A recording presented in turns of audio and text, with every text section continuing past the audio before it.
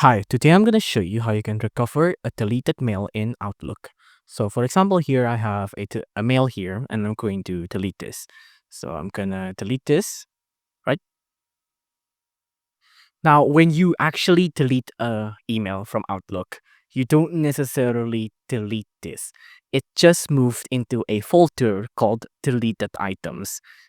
Now, this doesn't actually delete your item. Well, it will, but it'll be deleted in 30 days. This is more of a folder called deleted items. You'll see that if I actually want to delete this item, I'll have to click on this and then I'll have to click on delete here. But if your email is still in this deleted items folder, you can click on it and then you can click restore. Right, there you go. Now your items are restored and now it's back here.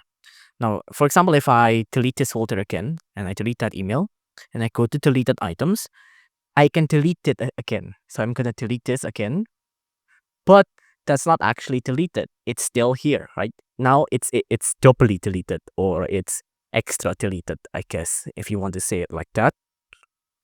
Now, if I want to restore any email where it's in this permanently deleted folder, I just click on the checkbox and same thing, restore.